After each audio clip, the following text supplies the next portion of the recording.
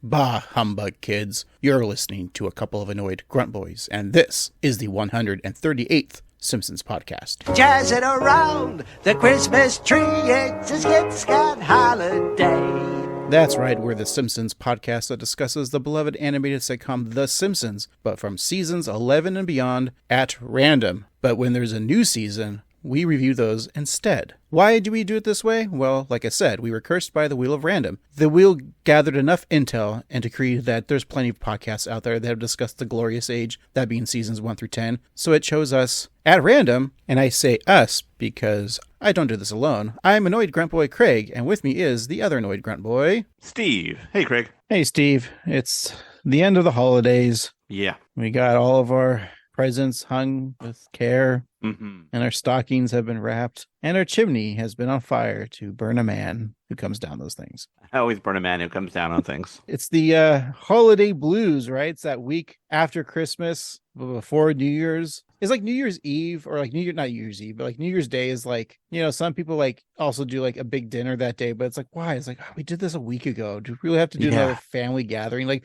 was New Year's Day ever a thing for like your family? Like, they had like a New Year's Day goose or something? In our family, we had a tradition that is, I think, more popular in the South. We did a thing called Hoppin' John, which is like basically black-eyed peas and in a ham hock type thing. It's like a slow cook thing. You cook it all day, and then you just have it whenever. And the idea is that if you get, like, there's some sort of luck thing where if you get, like, a bad black-eyed pea or something, it's supposed to mean money in the new year. But it was, like, a really low-key thing because my parents were usually either tired or hungover or whatever. And, like, Christmas was done. Yeah, so... yeah, we didn't do much. It was just basically just sitting around doing nothing. And it wasn't really a holiday. Did you have any like big New Year's Day traditions? Yeah, I don't think we did. I think that was kind of also like second Christmas too, like you catching up with like other relatives you didn't see on the holidays. Yeah. So it'd be like, oh, let's do that. Because you'd always have New Year's Day off whenever it was, or the day after. But yeah, not a lot of traditions. I'm excited to get this year over with, Steve. I think 2023,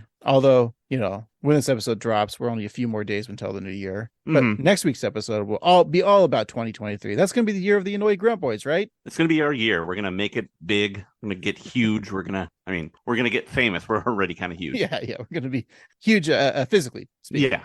And it's all up to you, listeners. That's right. We're going to make you do the work. Yeah, tell a friend about this podcast, and tell an enemy, tell a coworker, tell your doctor, tell your TV providers about us. Yeah.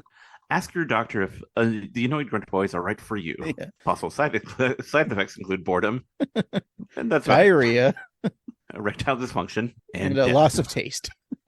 But you know what we haven't lost a taste for, Steve? What's that? Booze. Oh boy, that means it's time for our favorite segment, the Simpsons Booze Corner. I've been drinking bourbon whiskey, scotch and gin. So this episode is all about Gil, who's kind of a lovable loser. And when I think about losers that people tend to love, I gotta think of those old Bears from Chicago, the Cubs. Oh boy. And if we're going to Chicago, it's well known that there's another Chicago icon known as Jeppson's Malort. And this is a much maligned liquor that people either love or hate, mostly love. And their slogan is, it's not a drink for most people, but we're not most people. And so it's a wormwood-based digestif. It's about 35% alcohol, and it's thought of as being a rite of passage or a hangover cure. And other people just hate it. And it's known for those who are two-fisted drinkers. So a lot of times you'll have this with a beer, and this will be like you'll chase it with this. And so the bottle reads, has the aroma and full-bodied flavor of an unusual botanical. Its bitter taste is savored by two-fisted drinkers. So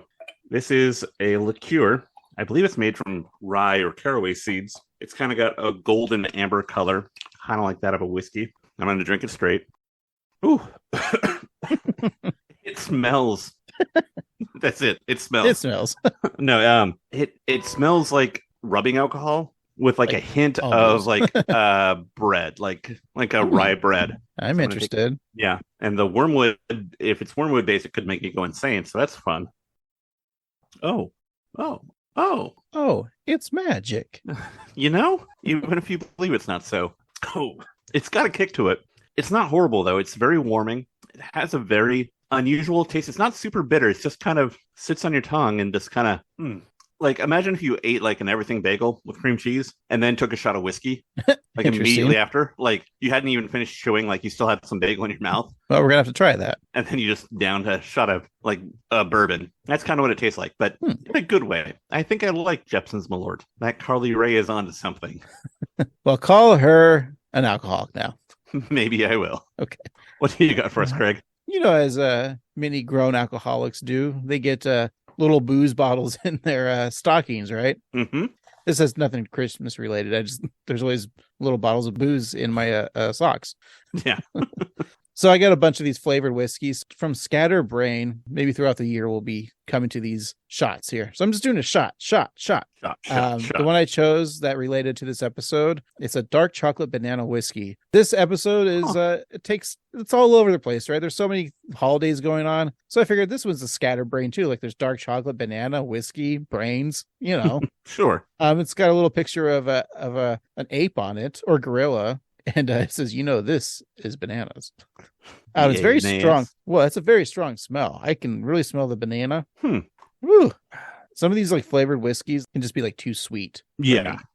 That's very sweet. Yeah. I need to cut this with something. I almost wouldn't mind it in like a coffee. Mm-hmm. I mean, if you're going to cut it, I guess you'd use like soda water, right? Yeah. I mean, you could also to me, that would be good in ice cream. I was going to say ice cream, or maybe like a nice dark stout. Oh, that's a good move. We're talking about double fisting this, but almost a Irish car vomit. Is that what you call? Yeah. Is that insensitive now to say that drink? I mean, it's not inaccurate. Hey, there was St. Patrick's Day in this episode, right? Yeah, that's true. And of course, stereotype Irish things. Mm-hmm. That sounds interesting. Like I could see it working either really well or it being very sweet. Yeah, I think the banana, you definitely get the banana. That's good. I need some water real quick. You get the banana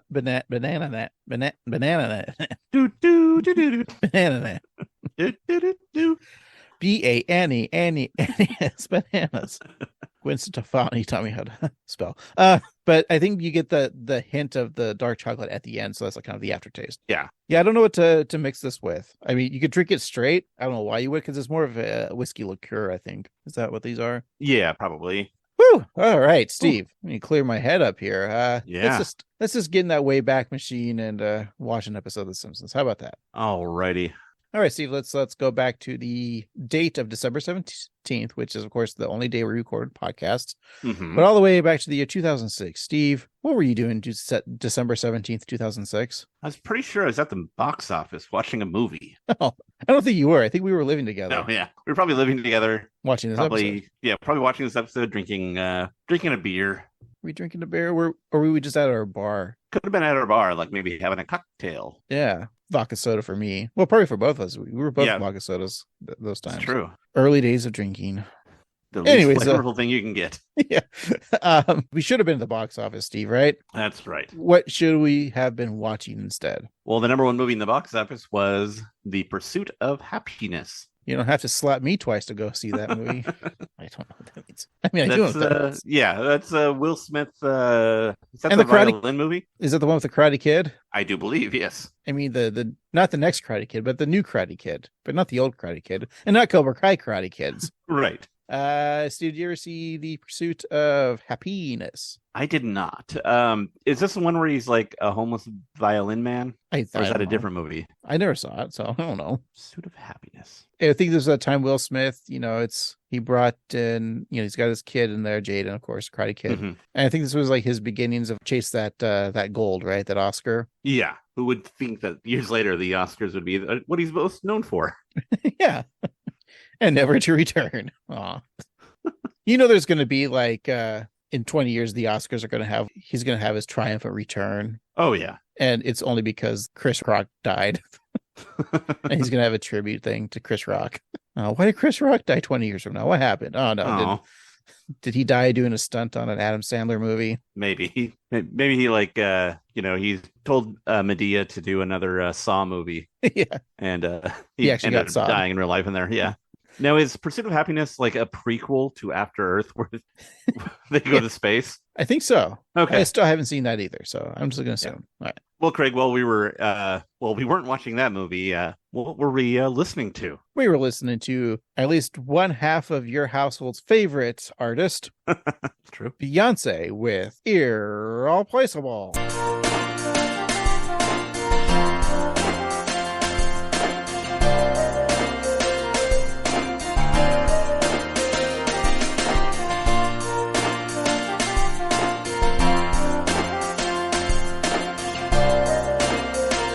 Beyonce. Is she still popular? A little bit, yeah. Is her husband still popular? I think so, yeah. Maybe. Yeah, I don't think he's done anything to not be popular. Wait, don't you remember Jay-Z, like he got wealth shamed a few months ago? Oh, that's right, yeah. I think something like that, yeah. Anyways, they're richer and more successful than we'll ever be in life. That includes all you listeners out there, unless you are Beyonce or Jay-Z. And if you are, thanks for listening. Yeah. Money, please. Just buy a podcast network and let us be on it. Yeah, please. The weirdest like podcast network could be like Beyonce, Jay-Z, like They have a podcast about being rich, podcast about the Nets, a podcast about being a black woman in the entertainment industry, and us. like Beyonce will have like Michelle Obama on or Oprah on, and it's like these very prominent figures, and then there's us. So you probably listen to Irreplaceable every day, Steve, in your household, right? Yep, because my wife, I love her, and she's irreplaceable. I'm not, though. She'll dumbass. Yeah, exactly. I mean, as soon as she comes to her senses, I'm out of the house. Probably she hasn't yet. I don't know.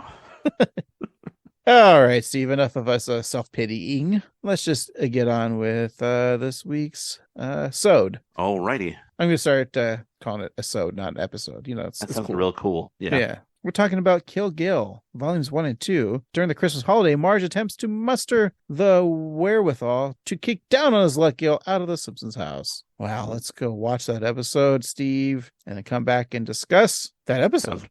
Sounds wonderful. All right, we'll be right back.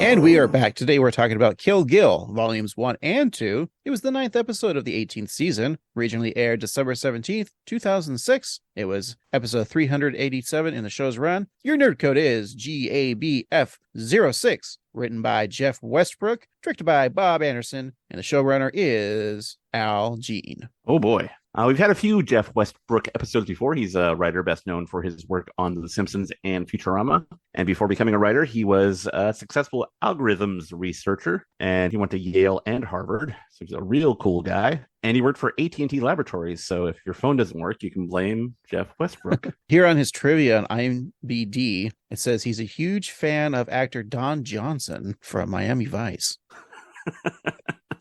That's a joke, guys. It's a joke. Because last week, who was the writer? Tim Long. Tim Long. I looked on his IMDb, and the only trivia I had was a fan of the actor Philip Michael Thomas, and it went on about a 4-hour bio about him. So that's the joke. I explained the joke. Don Johnson. No, it's not real. No, but maybe Jeff Westbrook likes Don Johnson and his musical album. Who doesn't like Don Johnson? Yeah, he sang Heartbeats. He was in the Watchmen TV show that was on a few years ago. That was really good. Oh, yeah, that was a good show. And he was in Nash Bridges with Teach Marin. I think he's one of those guys that he's always worked. Mm-hmm. He's been in pretty good stuff. Like he was in Django Unchained. Yeah. Wait, are we still talking about Don Johnson?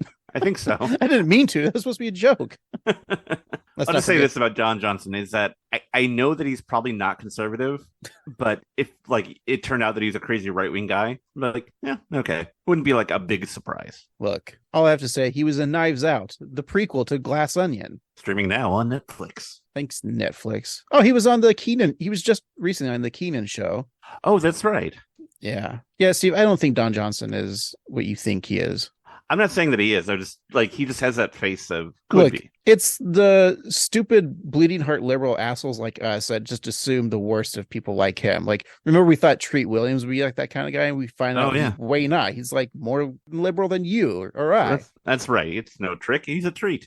Hey, Simpsons writers, let's get Treat Williams on an episode. We're about due. It would be a treat to all. Mm-hmm. Just like the holidays, Christmas and Kwanzaa and Hanukkah. They're all treats for everybody. That's right. Speaking of treats, yeah. this episode is a treat, and it aired exactly 17 years after The Simpsons Roasting on an Open Fire, the first episode of The Simpsons, and 6 years after the episode that we reviewed last week, Skinner's Sense of Snow. And we're also recording this episode on December 17th. Yeah. We only trapped in a time loop. Yeah, we only record episodes on the 17th of December. Mm-hmm. It's a busy day. Whew, we have to do 52 episodes. Is that even possible? Santa Claus. Yeah. You could if they were short episodes. Yeah, because every episode is at least 2 hours. And Yeah. there's only 24 hours in a day, and we have to do 52. Yeah, I don't think it. Yeah. Unless we pause time, and only you and I exist in the remote controlled time universe, and we True. waste it with doing a podcast. We would do something stupid like that. Yeah. It's like, we could go, rob a bank. No, we'll just record a podcast. Yeah. The same podcast, too. Do you want some more trivia, Steve? Sure. This is also the 24th episode to feature Gil. Wow. He's appeared in 80 episodes, the movie, as well as several video games. And of course, his first episode was season 9's Realty Bites, which coincidentally was the last episode of fan favorite Troy McClure due to Phil Hartman's untimely death by the hands of his, I guess, ex-wife. Yeah, I mean, I would assume. Oh yeah, till death do you part. So that means after you die, you get married. But when Yeah, you die, so you can then they part. fool around Yeah. in heaven or hell. She's in hell. Sure. He's definitely in heaven. Definitely. If there's an And- afterlife. And Andy Dick can burn in hell, too. Yeah, Andy Dick is, some would say, was the cause of that because he supplied all the drugs to Phil Hartman's wife at the time. Yeah. Andy Dick can burn in hell. But speaking of killing people, a little bit of a spoiler, but despite the title, no one actually tries to kill Gil in this episode. I wonder if it's a parody of that Quentin Tarantino movie. Jackie Brown? No, Reservoir Dogs. Oh, right. He's Mr. Pink. I'm. Mr. Black. Everybody was it- wants to be Mr. Black. Oh yeah, because there is no actual Mr. Black in Reservoir Dogs, right? Right. Because that's the one that everybody wants to be because it sounds Yeah. the most badass. Yeah, I've probably talked about it before, but I don't think I've seen Reservoir Dogs in maybe 15 to 20 years. I watched it last summer. I think it's last night. And it's still good. It is remarkable how much the N-word comes up in a movie that there are no black people in. The naughty word. Yeah, Steve, did you know nothing starts with N and ends in G? a lot of things do. No, but nothing does. What about nutmeg? I said nothing. Hey, Steve, who's on Oh. first? Yes. No, he's on third. Who? Yeah, he's on first. I don't know. He's catcher, I think. Third base. You've never gotten to third base. No. For millennials, that's eating ass, right? Third base. Or Yeah. is that first base? Well, first base is matching on an app. Okay, Second base is eating ass. right. Third base is Partner swapping or something like that. yeah. There you go. Okay. And then home base is getting a poke and stick tattoo together. And then what's a walk? Like That- missionary sex. Yeah, yeah. Okay. A lazy hand job in the afternoon. That's a strikeout. Yeah. Okay. What about when a pitcher hits a batter? When they intentionally send you nude pics. Oh, okay. Yeah. And then what's a pop out? Is that when someone's pregnant? Yeah. Okay. And a rain delay is, well, you'll figure that one out. Yeah, exactly. All right, Steve, enough of this sexy talk. Ooh la la. We're turning on all the listeners out there. Let's Can't listen 'cause begin. I'm too horny. But let's start the episode. It begins with a cool festive Christmas time intro. It's in Springfield there. We get snow and holiday decorations all around. Bart trades his skateboard for a cool snowboard. He's snowboarding through town, Steve. And then it does, it's the famous Simpsons intro. You've seen it before, right? Once or twice. But it's all Simpson or winterized. Burns is there dressed as the old Scrooge man himself. Scrooge. McDuck. Yeah, Smithers is Jacob Marley. Then there's, you see all the other hooligans there. Yeah, they're all dressed up in like Christmas Yeah. sweaters and all that. Yeah, we even have a chalkboard gag, and it even says, "Frankincense is not a monster." Let me think here. That's So, fun. yeah, I don't see how Crabapple would have Bart right on the board for like assuming frankincense is not a monster. You know what it is? It should have been frankincense is not a monster. He's the doctor. There you go. Okay. That's a good bit of business. And then the couch gag, Steve, is the Simpsons sit down wearing winter clothes, as they appeared, of course, for the episode special opening credits. And the camera zooms out, revealing the couch is an ornament on a Christmas tree. Steve, I would love that ornament on my tree. It probably exists somewhere, maybe on Etsy. Oh, I'm sure it does. Yeah. So festive. So wonderful. Yeah. This would be a great, just keep this as all Simpsons intros during the Christmas time, right? Yeah, it's pretty universal. It's great. It's gets you in the spirit even after the holiday is over. Yeah, they don't need to do a different couch guy. Keep it the same. Mm-hmm. Attach this to, well, I guess you couldn't do the Simpsons roasting on open fire since there was no actual opening credits on that. Right. Anyways, well, that was a fun couch gag, Steve. That's right. And so let's begin our episode, and it begins, as it always does, at the Springfield Stadium, where for a mere $40, or $39 for children, you can see Krusty's Christmas on ice. The show begins with ice dancers inviting you to laugh it up with Christ and Krusty to the tune of Deck the Halls. The women then reveal that the reason they were hired was thanks to the size of their breasts. Hey, how do you think we got this podcast? That's right. Rocking double D's, baby. I'm tired. A nativity scene then skates on the ice, but instead of the King of Kings in the manger, it's an arguably more famous and beloved Jew, Krusty the Clown.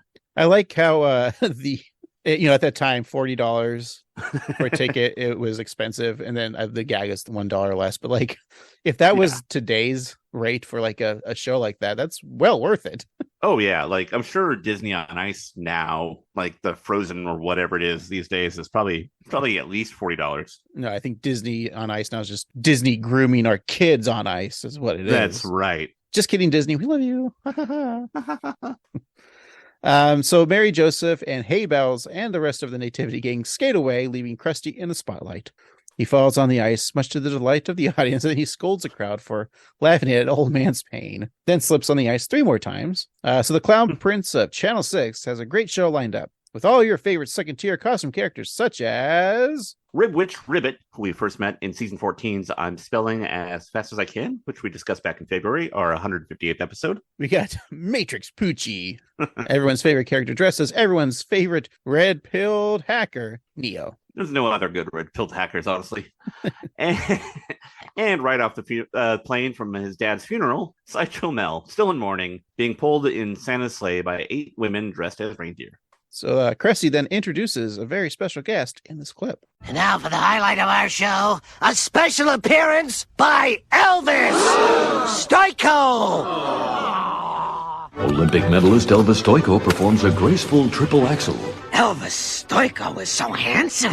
He can lace up my skates anytime. Don't you hags know that all male figure skaters are twinkly in the Lutz? That's a common misconception. I have a girlfriend in Vancouver. Made up girlfriend, made up city. That joke I don't think lands these days. No. Emasculating a male because it was at the time considered a feminine sport, Mm-hmm. So like Elvis Stoico, like, oh, just because, he even says like, I have a girlfriend in Canada, which is that's actually a funny joke because that's the whole. Yeah. Now we don't really consider like just because a guy is an ice skater, would be gay, right? Right, of course. I mean, even in the 90s, we had Brian Boitano in the 80s, right? But he was a hound, right? Mm-hmm. Remember when he was skating in the Olympics, he did the 2 South Cows and triplets, and he was wearing a blindfold. Yeah, and then he was in the Alps and he was fighting grizzly bears. He used his magical fire breath and saved the Maiden's Fair. He traveled to the year 3010. He fought an evil robot king and saved the human race again. Yeah, and then he built the pyramids and he beat up Kublai Khan because, Brian Boitano don't take shit from anybody. Yeah.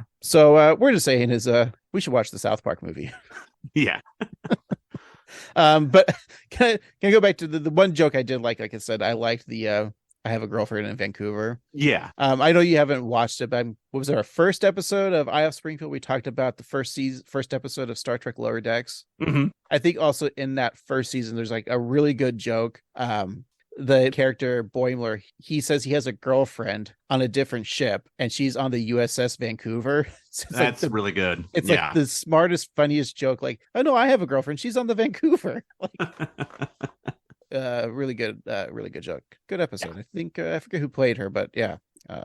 I really recommend you guys watch Star Trek Lower Decks and The Simpsons. I think Steve, you'd like it. You don't have to be a Star Trek fan, but maybe I've heard really good things, and what I have seen I really like, so I might pick it up again. We'll have to do an Eye Off Springfield for one of them. I don't know. Yeah. And all of your favorite improv comedians do voices on that show. True. You got your Tawny Newsome, your Eugene Cordero, Paul F. Tompkins. Didn't Lauren Lapkus do an episode too? Yeah, she's a reoccurring character. Oh, nice. She's an Andorian named Jen. That fits her. You don't even know what an Andorian is. Nope. Well, you know Andor, right? Yes. Well, they're Andorians. Oh. Yeah, but that's a Star very Wars. Confusing crossover. Carl Tart is on Lower Decks too. Oh, Yeah. Noel He's Wells, Jerry O'Connell, your favorite my favorite improviser. Whoa, I just now thought of this. Hmm. Jerry O'Connell was in Stand By Me. So was Will Wheaton, who was also on Star Trek. Whoa, you're right. So 1/2 of the, or 2/4 of the kids from Stand By Me were in Star Trek. That's true. I don't think Corey Feldman was ever in Star Trek. No, I Yet. could see him maybe as like a Klingon or something. Maybe. Yeah. Be better, Mo. That's all we're saying. That's right. And, he's wrong anyway, because Elvis Stoico has a wife. He married Mexican figure skater Gladys Orozco in 2010. And Elvis would be the Canadian in that relationship. And you know what? They're still married. There we go. See? Love prevails. Wow, she's like a year younger than us. Whoa. So we could have been married to Elvis. Wow. That'd be a dream. He's a great guy. I assume. I don't know. So back to the ice show. It continues with performers dressed as gifs, skating around. You mean GIFs? GIFs. Skating around the large Christmas tree. A young girl dressed as a star is lifted by a string onto the top of the tree. The crowd goes "aw" as the adorable skater, and Homer reminding Lisa that if he had paid for those skating lessons, that could have been her on the tree. And then Lisa, in a very good bit of voice acting, mocks her father's comment. It's such a dick thing. I know. No, what Homer said. Oh, yeah, totally. So then Krusty and Mel banter about joining the professional skaters, and then they stumble behind a fireplace prop. And then on the other side of the fireplace, 2 skaters appeared dressed as Krusty and Sideshow Mel, clearly played by a woman, and Krusty is portrayed by a man much taller and thinner than him. So they fake Krusty tosses the imposter Mel in the air. Lenny and Carl note how well they skate, saying that nothing slows down the baby boomers. It's true. The audience applauds and tosses bouquets of flowers at the skaters. Then the facade of the fireplace falls, revealing the real Krusty and Sideshow Mel sitting on folding chairs watching golf while Krusty smokes on a cigar. The ice show's final act features a reindeer, a candy cane, and a snowman attempting to regain their Christmas spirit, which was taken from them by the menacing entity known as the the Grumble. The holiday hijinks are short-lived, however, as another event is about to begin. Children, we need your help. The Grumple has stolen all of our holiday cheer. That can't be good. Grumbly, grumbly, groo. I'll throw my net over you. Look out! It's the Grumple!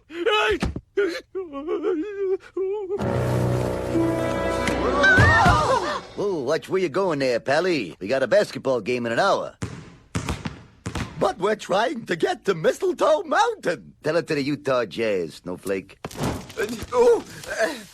Elvis, Grumple, Candy Kevin. Let's teach these guys the real meaning of Christmas. So the Grumble, this might be his first appearance, but this is definitely his first real presence. How do we feel about the Grumble? I think you're trying to get me to say we hate him because of the tapped out game when it came out.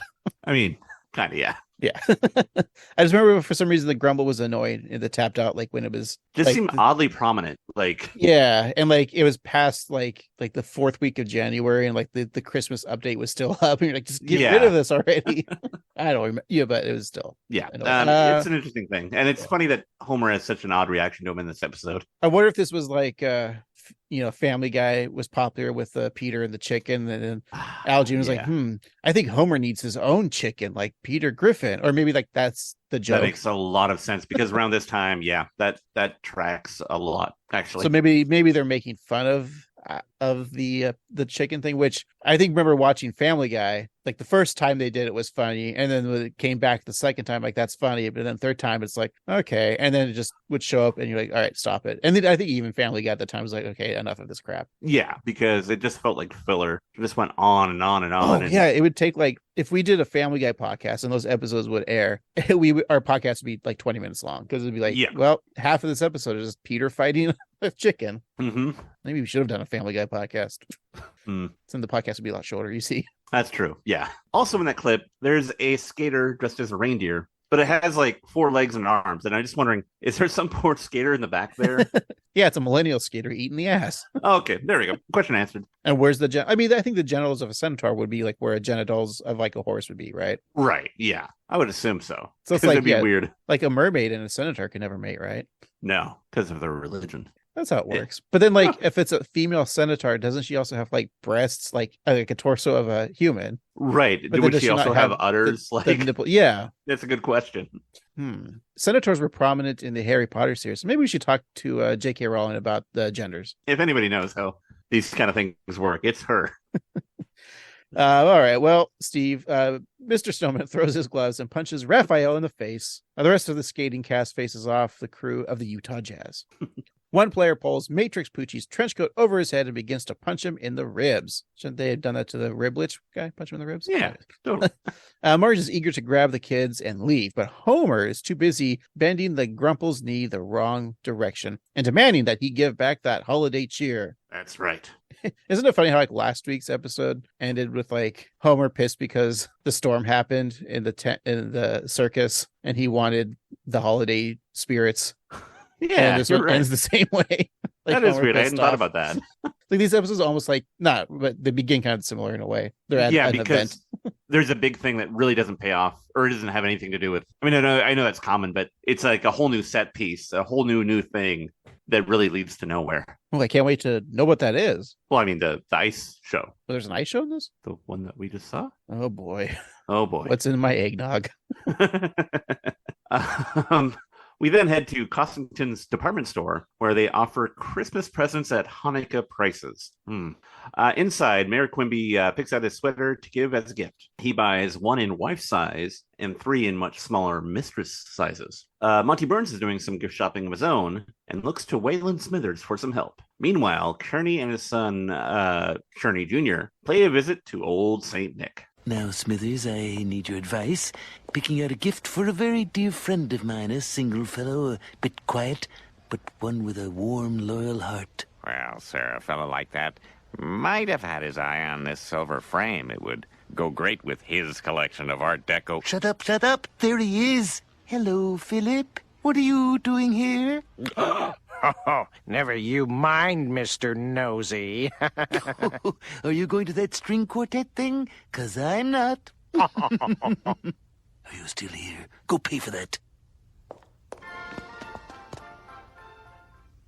Well, what can old Santa bring you for Christmas, son? I want a dirt bike, one of those video game chairs that vibrate. Dad, he's not the real Santa. We can't afford that stuff. Shut up! Shut up! Shut up! I better go after him. So does Burns have a like a crush or like a man crush on this new guy? I don't know how he feels about Philip. Like, it could be a platonic, like, man crush, or, maybe Mr. Burns is, curious. I think it's one of those man crushes that, you Yeah. meet some dude like, this guy's so cool. He's the coolest. And, of course, Smithers. He'll never get his Mr. Burns. Never. It's a shame. I do like how Kearney's son is the rational one. Yeah, the voice of reason. Did we bring up Kearney's son last week? Yeah, he was also in it last week, or was mentioned. Yeah. We need, I think I want more of Kearney's kid. Yeah, he's a cute kid, and it's funny how, like, well-adjusted he is. I could see maybe like an episode where, what if he's like brighter than Lisa? Oh, that'd be interesting. And Lisa's like, because maybe he's like only in like first grade, or is he maybe in kindergarten? Like, and like just I don't know. Does he go to Springfield Elementary? Maybe he's only in preschool. I don't know. Maybe. How old are you when you still sleep in a drawer? Well, we're kind of poor in our 20s, so yeah, that's 27. Yeah, okay, so he could be 27. So just like Otto, maybe. Yeah. He and Otto get high together. Yeah. But yeah, there we have our titular Gil as Santa Claus. And Lisa's next in line to sit on the lap of the Jolly Fat Man. When asked what she wants, Lisa says that she wants what cannot be bought at any store. And all Santa Gil assumes that she means peace on earth. And Lisa says no. But she then admits that that's a given, that peace on earth is a good thing. But what she really wants is a Malibu Stacy Pony Beach Party set with sparkle sand. Unfortunately, as the display that they still have out shows, it is sold out everywhere. Gil looks at Lisa, then says that he thinks he saw an extra beach party set sitting in the stockroom. I think the scene's great just because Lisa's being very materialistic, like, yeah, exactly. like a kid would be like, I don't know, I want the toy. Yeah, Christmas, give me that. Reminds me of the great SNL bit with Steve Martin just sitting on a Christmas tree and saying, he's being Steve Martin. And he's like, oh, that's if I so want good. one wish for Christmas, it's for all the kids of the world to join together in peace and harmony. And then it just goes on and on about him just wanting money and power and women.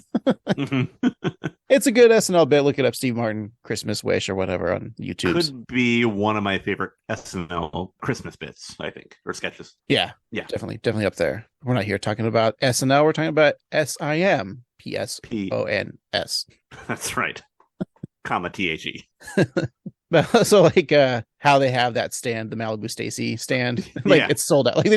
Like you see like cardboard displays of things, and if it's sold out, the store takes them away. But they have like signs like sold out. I guess that would make sense to keep that there, because what if like parents would come up like, where is it? Actually, that does make sense. Like just put a sign there that says sold out. So it would save time, because if you work in retail, you know how annoying it is if like you don't have something and people are like, where is it? Why don't you have it? You check in the back, and it's like, here's a tip for any shopper ever: if you use Amazon, don't come in. Yeah, exactly. But if you want to know if something's in the back, it's not. And what happens is when they say, let me go check in the back, what they do is they walk in the back and they wait 30 seconds. And then they step out and say, oh, sorry, can't find it. Oh, we went to Lowe's. This was a few months ago, and we were getting a can of paint. And like on the online, it says, we were looking at the app and says that there's like 6 cans in stock or whatever, right? And so like we're looking at the numbers, and then like above the racks they keep other cans too. So like we're looking at the numbers. Well, it says they have them here, and then an employee comes up and he does that. He's like, well, let me go check the back. And I'm like, well, we know he's not. So then we stood there for like 5 minutes waiting for him. Like, I don't think he's coming back. And so then we walked around, and then he's just back on the register, like just ringing people up. Yeah. So there's what Steve said. It was true. It's a sad truth. The only thing that's in the back, because I've worked retail too, and the only thing that's in the back is usually there's like a circus. Mm-hmm. There's like hot dog vendors and cotton candy. There's also some games. So that's what in the back is of any retail store, anything like that. There's also Newman is there. Yeah. There's also like always people on hand to give like foot massages and manis and petties. There's like champagne fountains. It's great. Yeah, there's that tube that just shoots out cash. Yeah. There's no time limit. You can just go in there and take whatever you want. So remember when you go to like a retail store, all those employees are actually well paid and they're having a great time. They're not miserable at all. No. They love working retail. Yeah, it's great. No stress. And what all that is great. But what really makes them happy is the joy that they get out of helping people who are also wonderfly polite. Yes. Be a dick more to retail workers. That's all we're saying. Yeah. Because they have it too easy in this country. That's why I always say Karen is Sharon. Just be the Karen. Yeah. Boy, I sure miss those days of working retail. Mm-hmm. During the holidays, it's the best. Fun times. Is this like now you're just like sigh of relief? Yeah, because it'll be dead for the rest of the year, and it'll just be easy. The week after Christmas is kind of a nice week because the New Year's happens and then everything gets back to normal. I kind of like this time of the year. It's depressing, cold, miserable, just like my heart. Exactly. But anyways, everyone else is sharing your pain. Yeah. Yay. You're all like me now. You've conformed. Anyways, Lisa gasps with joy as Santa Gil heads into the back, and Gil puts out a sign of the Kris Kringle sitting on a toilet, pants around his ankles with words, Santa's making presents. He'll be right back. I think that needs to be a t-shirt. Yeah, that's what I thought too. I'll wear it next Christmas. There you go. At the counter, Lisa receives her Malibu Stacy beach party set with a sprinkle sand and thanks Gil profusely. Marge tells him that he made Lisa's Christmas, and he responds that her smile made his holiday. Sadly, all that Yuletide gaiety is not shared by everyone. Gil! March your fake boot fronts over here! Yeah, Mr. Costington. Sir, I'm glad I had this chance to talk to you. I've been on the payroll here since May, and I'd really like to start working in ladies' shoes. Not literally, of course. I couldn't walk very fast, though I'd learn if that's what it takes. Never mind that now. Did you sell the Malibu Stacy set I put aside? That was for you? It was for my daughter! You nit! I want my dolly! Now get back that toy! Gee, I'm sorry, sir. Taking back that doll would break a little girl's heart on Christmas Eve. I made a lot of mistakes in my life, but I would never do that. Well, then you're fired! But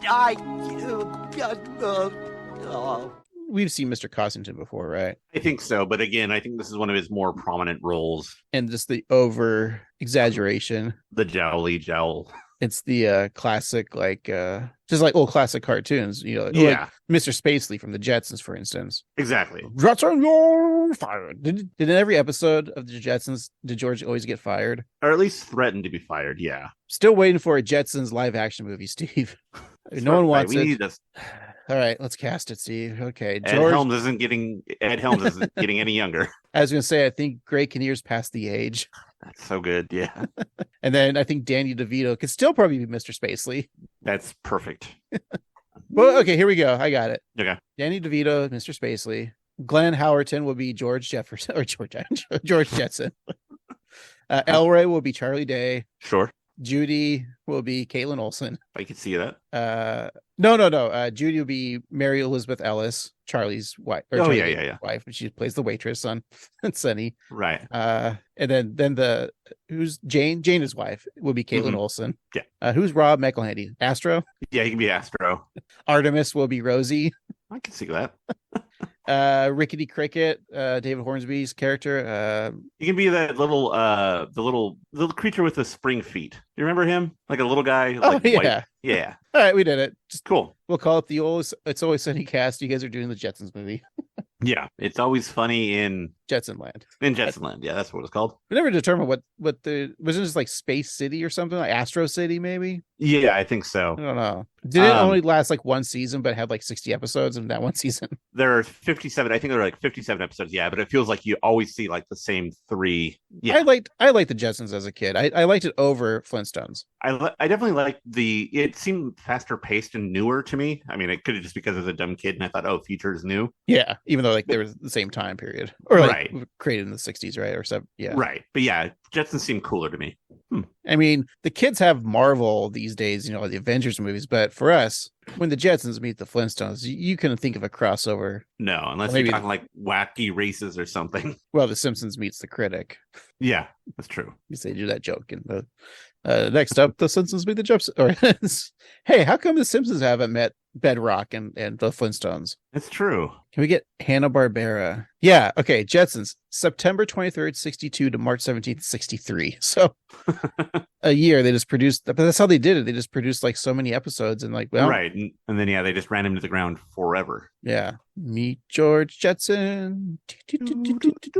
Anyways, what are we talking about? Simpsons. Okay. Oh, yeah. So this is actually the fourth appearance of Mr. Cossington, and I think his third speaking role. It seems like a law now that we have to praise Tress, but Tress McNeil plays the daughter, and her doing the jowly "you're fired" thing is cute. Yeah. Good job, Tress. Yeah. So Marge and the kids witness Gil's firing and take pity on him, inviting him to dinner. Gil consults his bus schedule and figures that if he makes a transfer, he can get there by 2 a.m. Marge offers him a ride to their house, and Gil is elated. He has to swing by his ex-wife's place on the way so she can see him riding in a car. That's so sad.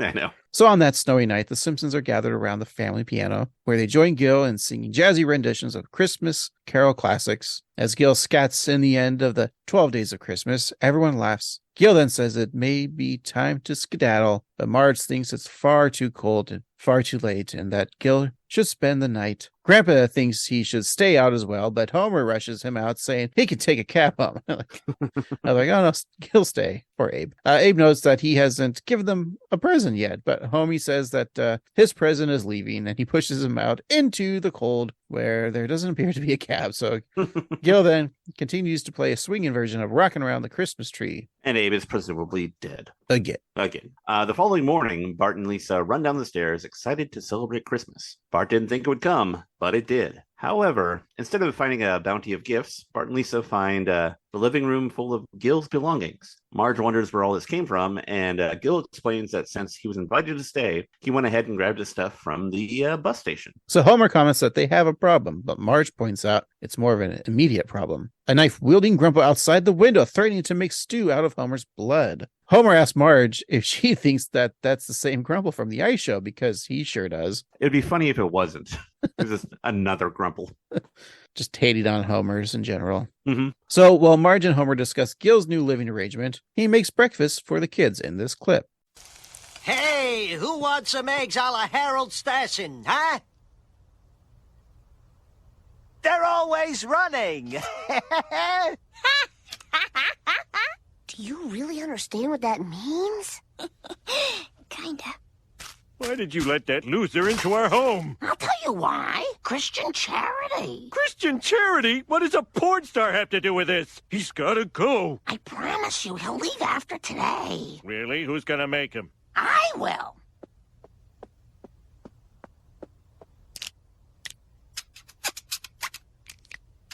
He sure has a lot of markers that don't work.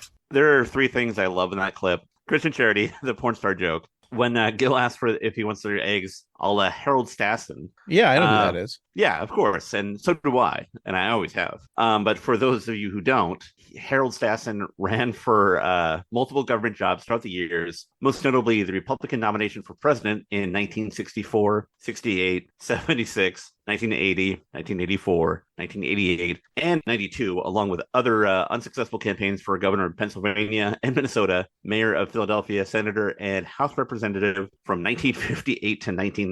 He's always running, so like the eggs. So that was a lot of fun because it's just such an obscure joke, and even Lisa doesn't fully get it. It is such the dorky Harvard joke. Oh, for sure. He was the director of United States Foreign Operations Administration from 53 to 55, though, appointed by Dwight D. Eisenhower. The D-man. The reason why he wasn't after that is because the position was abolished after 55.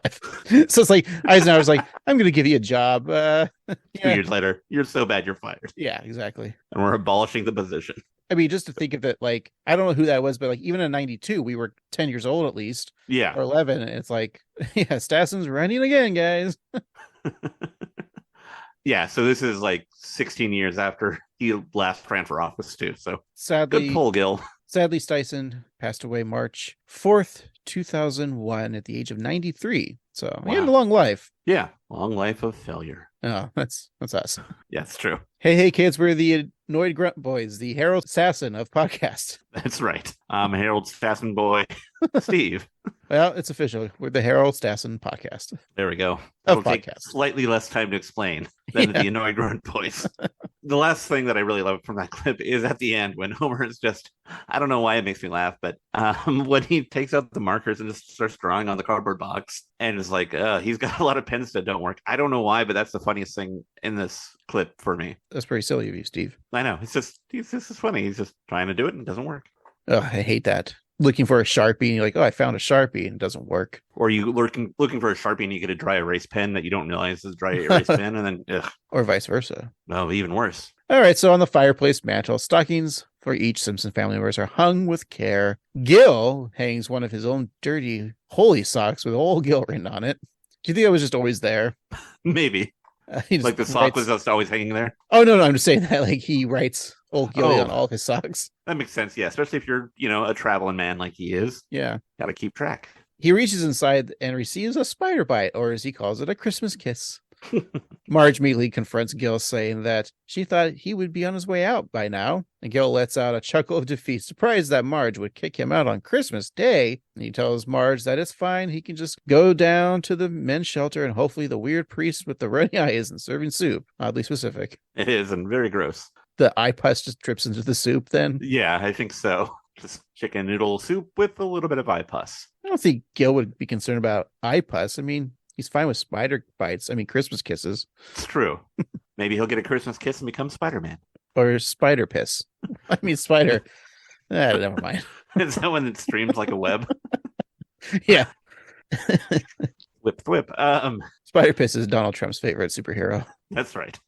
As Marge learns that Gil doesn't have any place to go, Homer whispers to her to lower the boom. Marge sighs and tells Gil that he can stay for the holiday. Homer then asks, again in a whisper, if the boom has been lowered. Getting annoyed, Marge yells no, prompting Homer to loudly whisper, "Doh!" And then on New Year's Day, Gil sits on the couch waiting for the Rose Parade, where the marching band from Altoona, Pennsylvania is making their debut by playing Rachel's theme from Batman Begins. All right, I had to do some research. There is no Rachel's theme in Batman Begins. So Hans Zimmer, who scored the Nolan's Batman films, the track listings for the soundtrack are all scientific names for different genre of bat. So there is no Rachel's theme bat. So that's fun. So yeah, if you look at the track listings, it's all scientific names for bats. Interesting. Good to know. Here's a fun thing. If you look at the track listings, look at track 4 through 9 and just read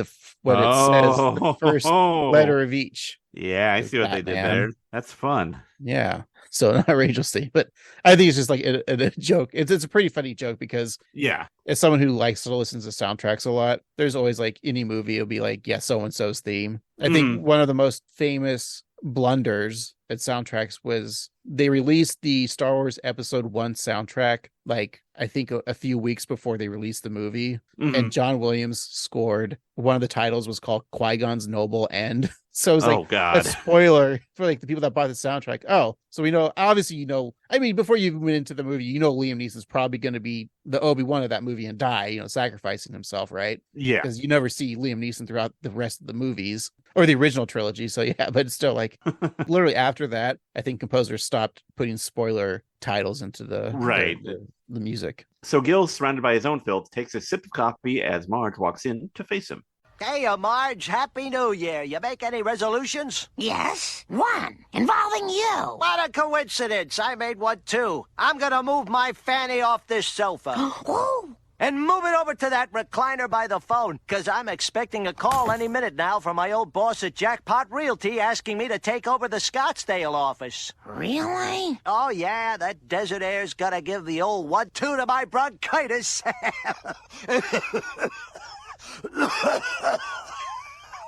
Oh, boy. I guess you can stay a little longer. Thank you, Marge. Those floats should really slow down and savor it, because your life could go to hell pretty quick.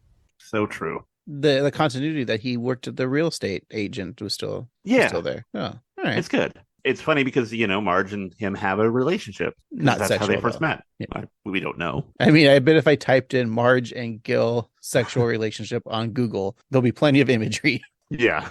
So we're past the Christmas season now, right, Steve? Yeah, that's right. It's Martin Luther King Jr. Day. That's right. Yeah, and Gil is still at the Simpsons house. He's sitting on the recliner reading the Springfield Shopper, which offers the headline, "Today we remember Martin Luther King, tomorrow we don't." Homer is tired of that moocher living in their house, but Marge argues that they have to let him stay. That's what Dr. King would have wanted them to do. I don't know if that's really what Dr. King's message is, right?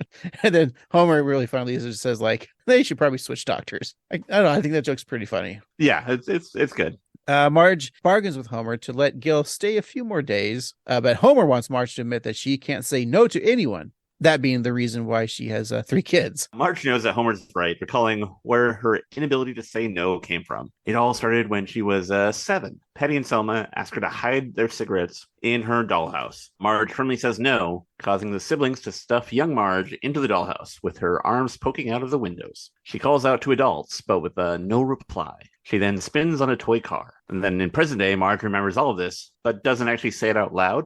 Later in this clip, Homer shares his woe at Moe's. Mom? Grandma? Aunt Lorena? Anybody?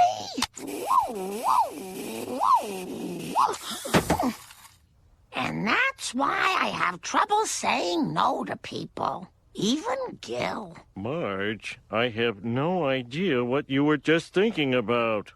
Why would you think I did? No.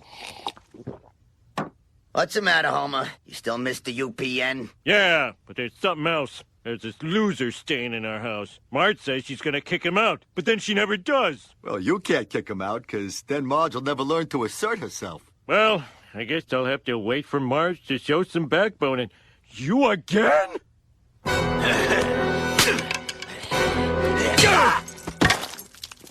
What the hell is this thing?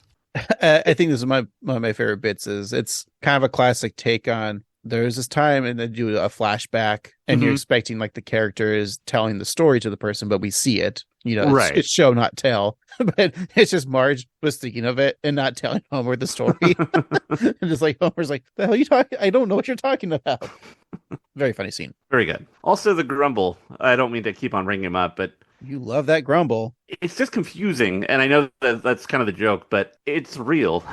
It's not a guy in a suit. He's a real grumble. But that's kind of one of the Simpsons like to do those things, right? Like, yeah, it starts off, it's like just a guy in a suit, but then in reality, it's a creature. Real creature. Days go by, which turn into weeks. Groundhog Day occurs, then occurs again, and again, and then again. Followed by Valentine's Day. And so Marge is eager to show Homer the sexy, form-fitting negligee she rented. Just funny. Homer purrs with horny pleasure, saying that Marge's legs go on forever until finding that they stop, where most legs do, the floor. Yeah. Marge and Homer begin to enjoy the joy of marital sex, but Gil walks in eating candy from a heart-shaped box to remind Homer that it's Valentine's Day. He then asks Homer what he got Marge, to which he applies a heart-shaped box of chocolates. Homer sees with anger, and then the phone rings. Well, listen, we've been very patient, but I want you to... Is that for me? Is it the Scottsdale job? It's your foot, Dr. Gill. Yes? Yes? Oh, dear. I can't tell him that.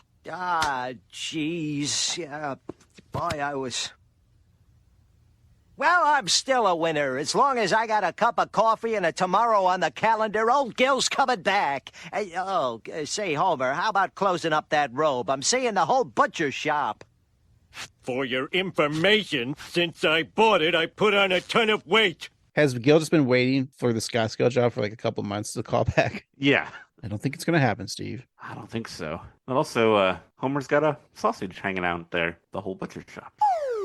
All right, so then much more time passes and more real holidays are celebrated. We have Susan B. Anthony Day, which is on February 15th. Mm-hmm. We got World Human Spirit Day on February 17th. We have Old Inauguration Day on March 4th, which also was the day of the death of Harold Strassen. Remember, March 4th? Oh, yeah, that's true. We celebrate his day on March 4th. Harold Strassen Day. Yeah, we go running. And on March 17th, it's St. Patrick's Day, where Gil, Kirk Van Houten, Crazy Cat Lady, and some drunk guy sing shanties at the Simpsons piano to celebrate their evident Irish heritage.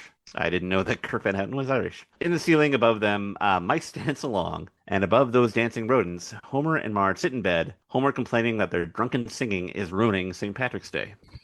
That's just funny. Marge offers to let them finish that one song, but it seems that a drunken leprechaun has joined the party and is engaging in fisticuffs with Santa's little helper. So more time goes by, and Arbor Day occurs on April 28th, as we all know, right? Mm-hmm. VE Day is May 8th. I think one of the funniest ones is James L. Brooks' birthday, which is, of course, celebrated on the 9th of May. Mm-hmm. July 3rd marks the annual celebration of air conditioning appreciation, which I had to look up to make sure it was true. It is true. Mm-hmm. Also on that day is American Redneck Day on July 3rd. I'm just letting you guys know what to celebrate on the July 3rd. Yeah. Also, it's National Fried Clam Day on July 3rd. Oh. And National Eat Beans Day. It's a big and day. National Independent Beer Run Day. Oh. Anyways, I was going to say, if you're going to eat clams and beans, I hope it's air conditioning day because you want some air to flow. Yeah. Otherwise, it's going to be stinky. It's also the beginning of Nude Recreation Weekend from July 3rd to the 9th. So wow. Get naked, eat some beans, fried clams, but it's also stay out of the sun day. So be in an air-conditioned room, naked, eating fried clams, beans, and drinking some craft beer. It's also Disobedience Day, so, and be a redneck about it, and then compliment your mirror day. Anyways, that's dumb. And then July 24th is Cousin's Day. July 27th is Jerry Van Dyke's birthday, but in Australia. Right. R.I.P. Jerry Van Dyke. And then on September 8th is International Literacy Day. We go to the cafeteria of Springfield. Lisa complains that Gil is even mooching their lunches. And she pulls a note on the bag, has a drawing of Gil with a word bubble says, "Thanks for the bologna." So the internet is upset with this because, and by the internet I mean like two websites I looked at. Because James Gunn took it over? That's right. It's going to ruin it. Make it too dark. No, Gil leaves a note saying thanks for the bologna to Lisa, but Lisa's a vegetarian, although some surmise that it could be meat-free bologna and that Gil didn't know the difference, or he didn't know whose bag he was, and he was actually eating Bart's lunch and because Bart is not a vegetarian. I don't know. What side do you side on? I'm going to say that Marge is a good parent. Maybe she got a fake bologna, or as they should call it, phony baloney, for Lisa. And Gil just didn't know. This is 2006, and I think this is kind of when like the fake meats are starting to become more abundance in like your basic grocery store. So by that time, I think fake bologna is probably easy to replicate. So yeah, maybe it's I'm going with it's fake bologna. Yeah, probably at this time, bologna. Tofurkey is probably making, lunch meat because they still do it. It's pretty good. So Bart looks into his lunch bag and finds that Gil left him with used nicotine patches. Nelson then comes up and bullies Bart, demanding his lunch. Nelson mistakes the nicotine patches for mini quesadillas. He finds their flavor to be quite zesty, and then he passes out. He got nicotine poisoned. He did. He's going to have some wild-ass dreams and throw up a bunch. As Gil continues to squat in the Simpsons' home, more holidays go by, such as... National Good Neighbor Day on September 24th. The now rightfully canceled Columbus Day on October 9th. World Egg Day on the 13th of October. Reptile Awareness Day on October 21st. Gingerbread House Day on the 13th of November. And then on November 24th, the day after Thanksgiving, commonly known as Black Friday. So then I was like, well, that's kind of a blunder, right? So the calendar says day after Thanksgiving, but then I thought, well, because Thanksgiving doesn't have an actual date. Like the 25th of December is Christmas. Right. Whereas it's just the last Thursday is Thanksgiving. But then I looked it up, and in 2006, the November 24th was a Friday. So on their calendar, it's okay. That's some good detective work there, Lou. Thanks, Ed. Marge then rakes the leaves while stewing about Gil's behavior on the recent holiday. I'm so sick of Gil. He ruins Thanksgiving, uses my leg razor to peel his carrots. Marge, I hate to interrupt the old soliloquy, but I just want to thank you for your early Christmas card. Christmas card? I haven't even taken the photo yet. Isn't this your posse on this glossy?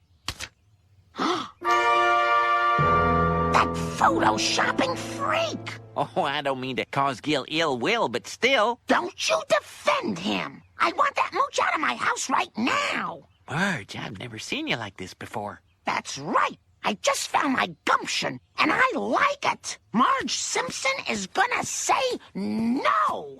Gil? Gil's gone. Back to Scottsdale. Problem solved. End of story. Can we have pancakes for dinner?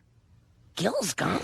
But I have a no inside me that has to come out. Hey, Marge, you want $1,000? No! I mean, yes. Too late. No. Don't worry. I make 6 of those a year. Impressive. Poor Marge. She just wanted to say, shut up, Becky. It's true, yeah. I love her pulling up her sleeves that don't exist. A fun bit of animation. And Scottsdale. He's back at Scottsdale. There you go. So Gil's never on the show ever again, right? That's right. And this episode could have ended right there. Yay. And the series? Yeah, totally. That's the whole point of the show, is to get Gil in, have him appear in 23 episodes, and then have him not appear ever again. That was Al Jean's plan the whole time. That's right. Until Scully interfered.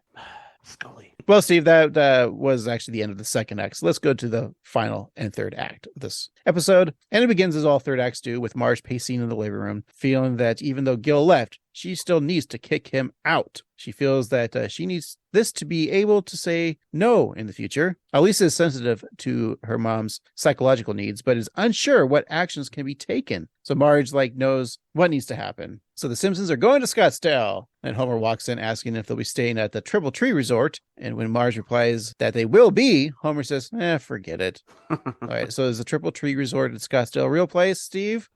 No, a double tree. You're right, there is no. There is the Talking Stick Resort, but there is no Triple Tree. But you're right, double trees, triple trees, quadruple trees? No. That one's one better. The single tree. That's the worst one. Yeah. I can name a hotel with just one tree. Homer's dislike of the hotel chain aside, the family does head to Scottsdale, where water is $10 a sip. Marge finds 2 people who she assumes are active seniors and asks if they know where Gil is. And the sun-damaged man angrily tells Marge that he's actually 32. Marge keeps on driving until Lisa sees a Jackpot Realty billboard, which shows Gil as the #1 in Scottsdale. And also in this, we learn that Gil's last name is Gunderson. Oh, so this is the first appearance of the Gunderson. Gun and Son. That's a good idea. Yeah. Some think, I don't know that this is true, that this is a reference to Fargo because Marge's name in Fargo is Gunderson. Huh, I didn't know that. Yeah, and also if Marge married Gil, it would be Gunderson. All I ever know is that Gil was just supposed to be a parody of the Jack Lemmon character from Glengarry Glen Ross. Right. That's a hard 32 that Gil is, right? That's right. Yeah. I was watching during the holiday seasons. I was just like, you know what? I'm going to look and see what like Wonder Years Christmas episodes. I'm like, I haven't watched Wonder Years in years. So there's a couple and I watched them and I was like, how old was Dan Lauria when he first started the show? Steve, I'm happy to say that you are the age of Dan Lauria starting filming of the Wonder Years. Oh, boy. Welcome to middle-aged life. Wow. That's rough. So you could be on a show with a kid that's just like Karen is like a junior in high school, because she's only in the first couple. I mean, she comes through the whole show, but like she graduates like in season 2. Yeah, it's true. That's depressing. It was weird. So the first one I watched was like, I think the 5th season or 4th or 5th, or there was only 6 seasons of that show. Yeah. The first season's only like 6 episodes.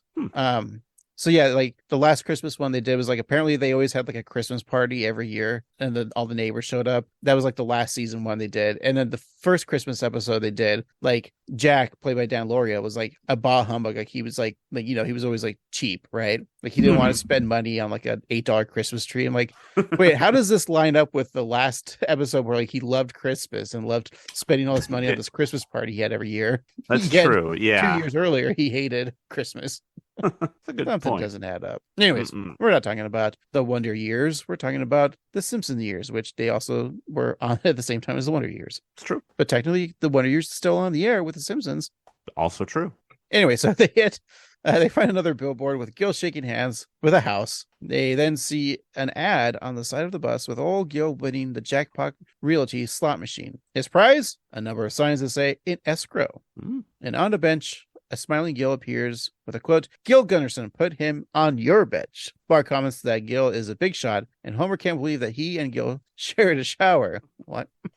Marge doesn't care about Gil's success. He's a mooch, and she needs to tell him off. That's right. So Marge and the family head to Jackpot Realty, where the clock/thermometer reads 117 degrees Fahrenheit. Seeing this, it dawns on Homer that he has to run to the car, where the windows are closed. An overheated Santa's little helper pants in exhaustion, just dying from the heat. And Homer yells through the glass that there's water under the seat, and then walks back to the family, saying that they're not buying anything for more than 1.2, but if he scratches his nose, they can go up to 1.5. So I just want to say that in this episode, Homer has kind of effectively killed his father due to the cold, and then the family dog due to the heat. So he's well-rounded. So he killed two beings in a year. In the offices of Jackpot Realty, Gil gives the staff a bit of a pep talk.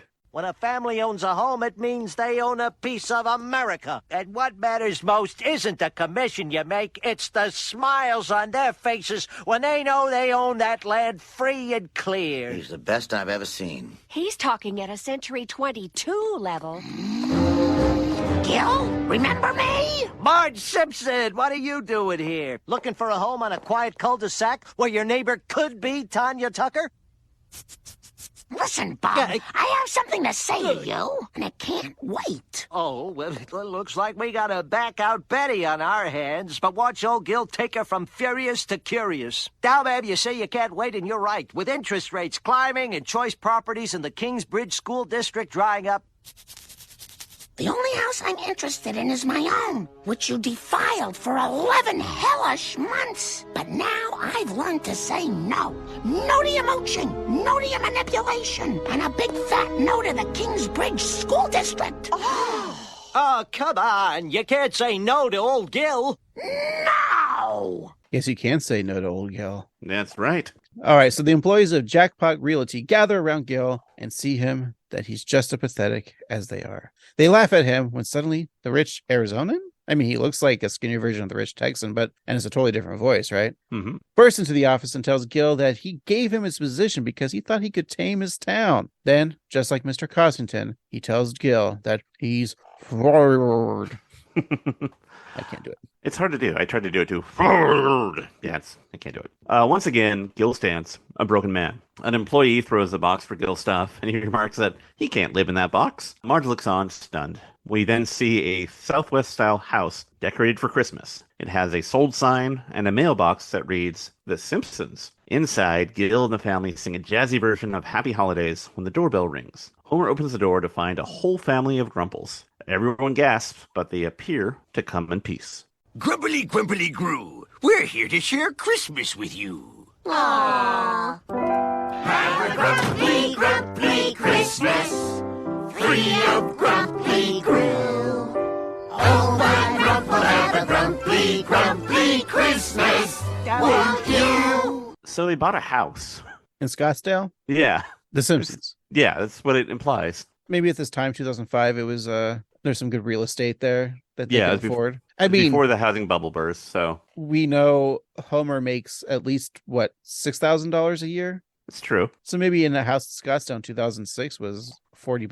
Well, let's see. Homer is 39 times 6,000. That's $234,000. You can buy a house. Wait, he hasn't been working since he's been one. But he paints houses in the summer. Oh, that's right. Hey, we're referencing last week's. I know. I don't know why. It's a nice looking house. I would live there. Yeah. That's where us West Coasters, we retire in Arizona, right? East Coasters retire in Florida. Mm-hmm. I mean, I would live in Arizona if they would at least elect the right governor. Yeah. I mean, we're Carrie Lake people up here. Of course. Not a political podcast, but you know. No, but yeah, she just makes a lot of sense. Yeah. Completely sensible. Anyways, let's not end this episode on a down note. No. Let's end it on an up note, like A major. Yes, A major dad. All right, Steve. Everyone's done with Christmas, but here we are still talking about it on whatever date this drops. The 29th. Yeah. Let's take a break for a year and come back. Or maybe just a few seconds and then come back. That sounds good. I'm going to go make some presents. And I'll wrap them for you. What? All right. Stick around, kids. We'll be right back. Happy holiday. May the calendar keep bringing happy holidays. All right, Steve, welcome back. Let's wrap up this week's episode, Kill Gill Volumes 1 and 2. We'll talk about our favorite scenes, jokes, maybe give an MVJ. Then we'll give our full thoughts on the episode and then find out what we're watching next week. But before we do that, I guess we're still in the gift-giving season. So yeah, we're going to have to give something to each other from this episode. And we said on the air that I think the Santa's making presents on the toilet as a t-shirt would be great. Maybe we'll look into that. Maybe. But I'm not giving you shirts, Steve. You have too many clothes. In fact, take your clothes and throw them away. Okay. Goodbye, clothes. What is it, July 3rd? We're celebrating Nude Recreation Day? That's right. I got my fried clams and my beans all ready. No, but Steve, I know what you want. It's what everybody wants this year. Everyone wants the Malibu Stacy Pony Beach party set with sparkle sand. Oh, geez. So, Steve, it was sold out. So instead, I just got you world peace. It's fine, I guess. It'll do. I appreciate that. Now, gimme. All right, for you. You know, you're a quite sensitive guy, and I got you that silver frame that you've always wanted. It really matches your Art Deco style. Why does it say to Philip? No reason. Nobody. Certainly doesn't host another podcast, and we certainly aren't going to that string thing together. String bikini contest. Yes. Thanks for this gift, I guess. And thank you for your concept of peace around the world. You have a receipt. Are you going to return it? Yeah. I got it at Target. It's weird that Target would offer world peace when their name is Target. Because, you know, you throw arrows at targets and guns. Yeah, it's a weird name. Okay. What are some of your favorite jokes or scenes in this movie? In this TV show? This episode? Yeah.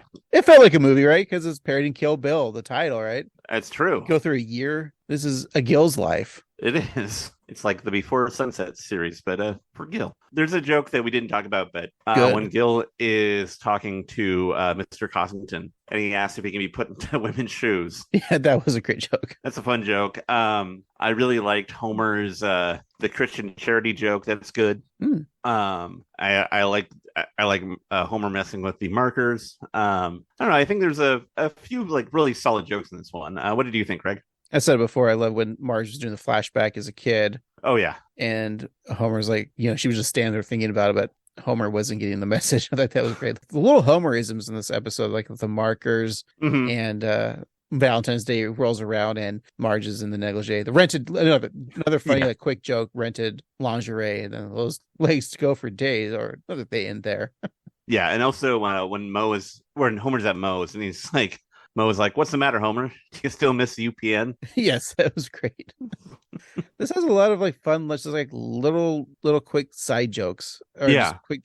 And I know the Grumple's weird at the time. You're like not liking it, but like the fact that like when they kill the Grumple, it's some sort of entity, which is like totally un-Simpsons like, right? Like it's supposed to be grounded in the real world, but this episode just kind of like goes places. I mean, at this time too, like this kind of seasons like people aren't really fans of, but there's some goofiness going on. Oh, and don't forget the Harold Strassen. Strassen? Strassen. Yeah. Good joke in there. Do you have an MVJ at all? I'm going to give it to Homer for kind of what we talked about, but I like that this is the era that we're out of jerk-ass Homer, even though he did kill Santa's little helper and his dad. But we're in kind of a more dumb joke machine Homer. Right. Where like in this episode, he doesn't do a whole bunch aside from fight the Grumple, but that allows him to just kind of free up and remark on what's happening around him. And that makes for a lot of fun jokes. And I appreciate that. He's going to be my MVJ for the episode, but honorable mention to Marge, especially little girl Marge. I like her like calling out for grandma and her aunt and all that. That's fun. And Mr. Cossington was also kind of a fun big character. I'll give it to you, Gil. You deserve it. It's the holidays after all. Finally a win for good old Gil. Although Homer did have some good one-liners. Never mind, I'm taking that away from you, Gil. I'll give it to Homer. Jeez. In fact, let's have a most incinerator-worthy character. So, Gil, get in that incinerator. Oh boy, finally some heat. All right, Steve, all in all, what did you think of this episode? Craig, when this first came out, I remember watching it, and I absolutely hated it because I was a dumb person. Because I equated you still are. Oh, that means a lot to me, Craig. You noticed. I equated disliking a character to disliking an episode. And at the time, I wasn't a big fan of Gil, but that's kind of the whole point of Gil. Right. Is that you don't really like him because he's a lovable loser who's kind of not that lovable. And this episode is kind of showing that. And I think at the time, I was so empathetic towards Marge's frustrations about Gil being a mooch and just like living on their couch that I didn't really appreciate the episode for what it was. It's a very interesting episode because it does span a year. It's not a Christmas episode exactly, but the first third of it is totally Christmassy. It feels more Christmassy than the Skinner Sense of Snow, which we reviewed last week. Absolutely. And so it might not have been the best choice for a post-Christmas episode, but here we are. And I don't know. I think that the jokes were funny. I think the journey is a lot of fun. And it's a weird kind of out of reality episode, but I kind of appreciate it every now and then. And I think it's pretty solid. So I'm going to scratch my nose at 1.1 out of 1.5. All right. I don't know. Yeah, I agree with your review as well. I think I had more fun watching this episode than I did watching Skinner Sense of Snow. Mm-hmm. I think all of like the quick little silly little jokes. You're right. This is just like a joke machine episode. And probably at the time the Grundle was annoying. And it still was, but I think the payoff of the Grundle storyline was great. Yeah. So really there's this kind of the B story, but it's not because it all goes throughout the year. And I've always liked Gil. And it's kind of interesting. We talked about like how sadly when Phil Hartman left, like he left us two great characters of Lionel Hutz and Troy McClure that you can never fill those shoes, and they never have, and I'm glad they haven't. Mm-hmm.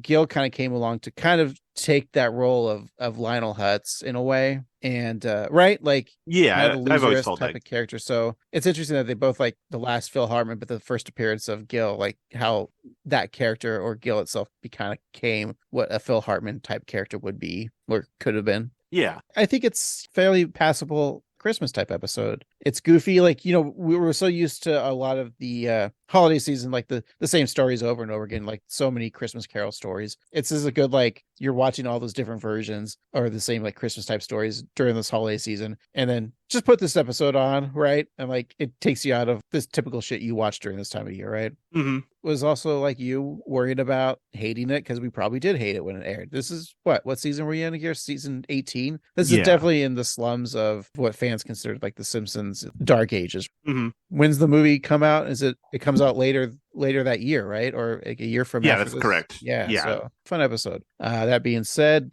Gil Gunderson, of course, is based off of the character that Jack Lemmon played in Glenn Ross. Jack Lemmon sadly passed away at age 76 on June 27th, 2001. And as we all know, the holiday we celebrate on June 27th is National Ice Cream Cake Day. And of course, one of the most popular ice cream cakes to get someone is Fudgy the Whale. And as we know, in season 8, episode 6 of The Simpsons, A Millhouse Divided, Homer buys Marge a Fudgy the Whale wedding cake. And it says, "To whale of a wife," written in the icing, right? Right. And as we all know, that episode, of course, was the 159th episode in the show's run. So out of 159, I give this episode 133. That is a very cromulent score. Sadly, we'll never get to review A Millhouse Divided, which of course was written by Stephen Tompkins, directed by Stephen D. Moore, and the showrunners at the time were Bill Oakley and Josh Weinstein. We'll never get to say those words, Steve. Showrunners. Yeah. But you know what we will get to say is what we're watching next week. Oh boy. And to do that, we just have to go to the internet because there is no Wheel of Random this time. We're out of the holiday seasons. We're back to normal Simpsons. Season 34, new episodes. Wow. Wow. Wow. Wow. And we'll get back to Steve. It's been a while to how we did our old bits here, but if you remember correctly, I'm going to ask you what the title of the episode is going to be. It's going to be season 34, episode 12. Going to air on the 1st of January, the very first day of 2023. So I'll give you a hint, Steve. The nerd code is OABF05. What do you think the episode title is called? That's airing. You said January 1st. F05. F05. I sure did. did. Okay. Well, here's what I'm thinking. This is the new episode of the new year. Right. The new year is 2023. So I'm going to say the title of this episode is 23NP. I can give you a plot, but I won't, but there are guest stars of Michael Jordan and Ryan Sandberg. Yeah, that's not the title, you idiot. Ah, crap. It's actually called My Life as a Vlog. Steve, what do you think My Life as a Vlog is about? Seems pretty simple. Yeah, I mean, I assume that it is the Simpsons character creating a video blog or a vlog that tells their life. And the B story? Marge buys a new vibrator. Well, that's the whole story, and that's what it's about. It sounds like a whole story. Oh boy. No. You're probably right, because all we have here on Simpsons Wiki is through a series of YouTube recommended videos, the story of the rise and fall of the Simpsons family vlog is revealed. So I'm wondering if this is not a gimmicky episode, but I wonder if it's like someone's on YouTube just like down the rabbit hole. You know, like sometimes you're on YouTube and you fall down the rabbit hole of like something. You start watching like a music video, then you click on another video that's related to it, but then all of a sudden you're learning how to like build a canoe or something like that, you know. That is all too familiar for me. Yeah. Yeah. Huh. Interesting. I wonder, because didn't we have like the Netflix parody episode earlier this year? The Skin Flicks. Yeah. Flicks. No, that was last season, you dummy. Oh, that's right. So we're due for one. You fucking idiot. I'm an idiot. I don't know why I'm being so mean to you right now. No, I probably deserve it. Yeah. It's the holiday. Cheers. Oh, it looks like I'm looking on the Simpsons wiki. There's pictures of the episode, and it looks like George R. R. Martin in some scene because he has like Game of Thrones book ideas. Huh. Ice werewolves, game other kind of chair. What? Jon Snow can dance. Winter never. Evil genie. I can't read the rest of it. Dragons breathe water. So I don't know if he's actually. Oh, there's literally. You're gonna love this, Steve, too. In this picture of George R. R. Martin in front of his computer, there's a 3-eyed raven there. Oh boy, 3-eyed raven is back. That must be the connection to our podcast in this episode. That's right. Well, Steve, we can't make assumptions about what next week's episode is. My Life as a Vlog. We're just gonna have to sit down on our little butts and watch the episode and talk about it. Yes. I'm excited to see a new episode. Me too. And not talk about Christmas anymore. Me too. The holidays are finally over and we can get back to hating things. Is that what we do? We hate things now? I think that's the way it works. I'm excited because the following week our episode drops on the 5th, which is Steve's eve of favorite day of January. That's right. January 6th is his holiday now. Yeah, I got some guys looking for me, so I might not be around after that. So we'll make sure it's a good one for you guys. All right. Hey, you know what's a good one for us is if you contact us, and you can do that on social media of Twitter, Facebook, Instagram at 13simpsons. And you can always email us at 13simpsons@gmail.com. And hey, if you're so kind, go to your favorite podcasting app, leave us a review and 5 stars or the equivalent. But you don't need to write an actual review. Just tell us what your favorite holiday grumple is. Also, go to our TeePublic site, tpublic.com/user/AnnoyedGrumboys for some post-holiday cheer. You all got gift cards, right? Mhm. Spend them at TeePublic. That's right. On us, though, not on other people. Yeah. And all that typing and spending money, you probably want to chat with us. You could do that by going to the show notes here, scroll down, it says leave a message, and you click on the button and just leave us a line. We'll put it on the air and discuss what you have. Hey, let's do a new segment. What's your, you know how like other podcasts do personal advice, like, what do I do about this girl that I like? No, we're not qualified for that. No. Just ask us how to get out of a situation using a Simpsons quote. Or That we can do, I think. Yeah. Ask us your Simpsons advice. Like if you want to ask a girl out, we'll give it to you in Simpsons isms. Whatever your life problem is, we'll solve it with The Simpsons. Yes, and we'll figure out how the Simpsons can solve your problems. There we go. We're an advice podcast now, but only using Simpsons tactics. Mm-hmm. That sounds fun. Yeah. Someone, hey, if you really want to do that, that'd be a great segment. We should try that. Yeah, that would be a lot of fun. Okay, but in the meantime, enjoy your life, people. And that's right. For this week, I've been Annoyed Grunt Boy Craig. And I've been Annoyed Grunt Boy Steve. And remember, I still miss the UPN. Tell it to the Utah Jazz, Snowflake.